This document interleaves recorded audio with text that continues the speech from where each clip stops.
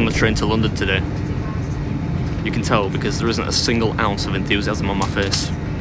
But we're gonna make the best of it, aren't we, Mrs. Beard? Yeah. That's not Mrs. Beard.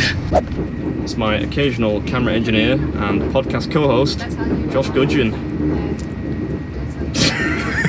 Some of you might not even know that I have a podcast because every idiot has a podcast these days. Perform karaoke with Gloria Estefan or go to Margate in a caravan. If you haven't listened to or watched an episode of the Breaking Bread podcast, by the way, save yourself the bother. It's just me talking about soiling my pants every week.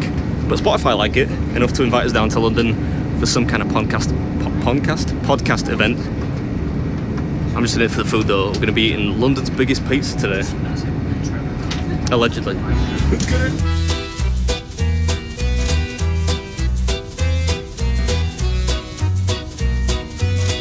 Will you just get off Tinder for a second, please? Yeah, of course I can, yeah. I like your bag.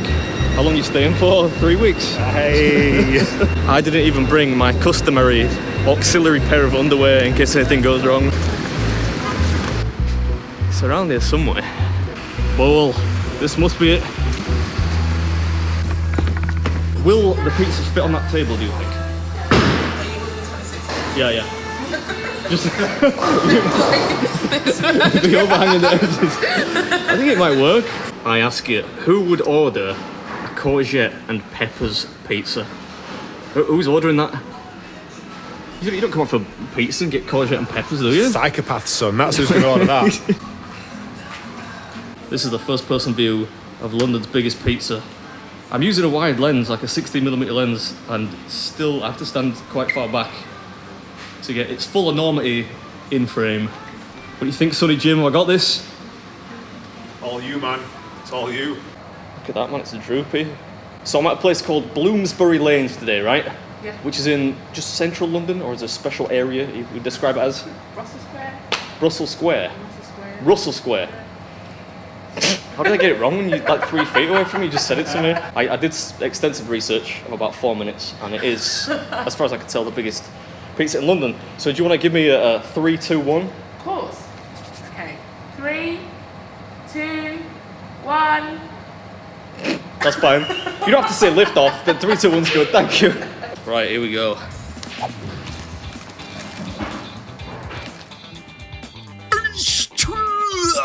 What's up, everybody? Welcome back to another episode. Today we're in our nation's capital.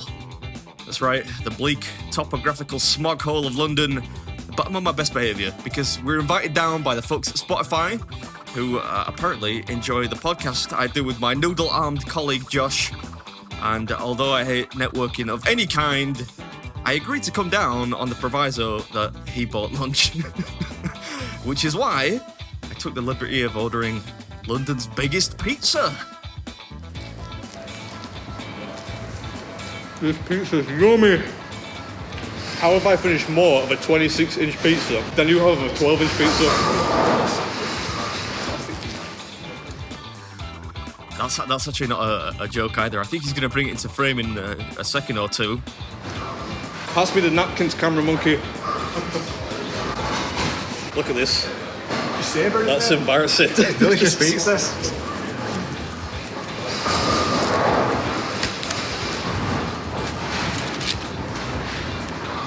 I'm going to double fold this one.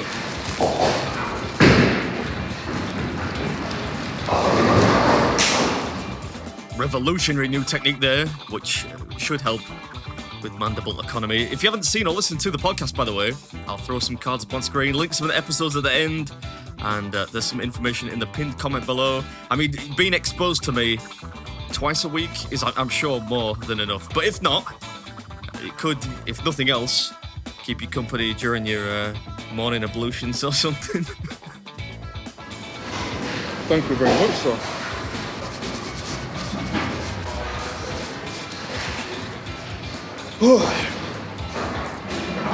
The age-old error of leaving the crust right to the end. Never learn. I could use some ranch dressing or something for this, but we're going to power through regardless. Yeah, the pizza was good. especially for bowling alley pizza, but a little on the dry side. Not that that's necessarily a bad thing. I prefer that to a soggy one, but a bit of dip would not have gone amiss. Maybe some marinara sauce or something. I'm actually impressed that you finished your 12-inch pizza. Well done.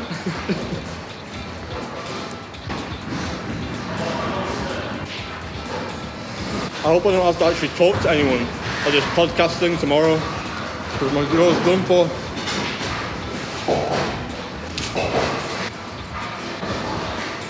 The crust are doing me in. Get a load of that. A dynamic close-up from the camera goblin there. Josh, you know, he does have his uses from time to time. Almost there. Yeah, almost. Oh, look, another one. I should say, by the way, you don't actually get anything for finishing this, although they do add you to a wall of fame just for ordering it, which is a bit odd. Where's the glory in that? Still, I thought I'd be allowed to try and eat it solo, and originally the idea was to have Josh take it on too, because last time we were down here, if you recall, he had a bash at the Polo Pancake Tower Challenge with me, and actually, although he ultimately failed, he did alright, and a few people wanted to see him back on the channel, but I think it would have been a bit of a mission to get 2 of these things in frame, and he'd had no chance anyway. Maybe another time. Anyway, hope you enjoyed it, and I'll see you next time. How's my beers look? They're gonna let us check into the hotel. We managed it though, we managed it. You better be ready to deliver the best one-man round of applause I've ever heard. Hit me with it. It's not bad. Ooh. That was good pizza, but took some chewing. No. You sure he barely finished? Yeah, but he barely finished the 12-inch thing. I think he finished his faster than I finished my 12-inch pizza. He like slapped them together so it doesn't count. Oh, you think that's cheating, do you? That's cheating. Oh, okay. Apparently sandwiching the slices together is cheating. I never heard that before. Wait, there's a dude singing in there's a guy singing in there. Is he doing karaoke by himself? Fair cop though, he's got a decent voice. You thought it was embarrassing me talking to myself on the train. Yeah, Never done karaoke alone. Singing in a cupboard, man, that's a new one for me. It's better than the garlic bread song though.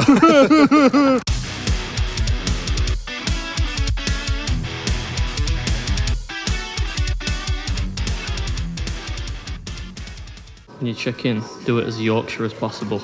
Alright, Chuck, want to check into my room? Can you give us 2 cards in case one of them gets lost?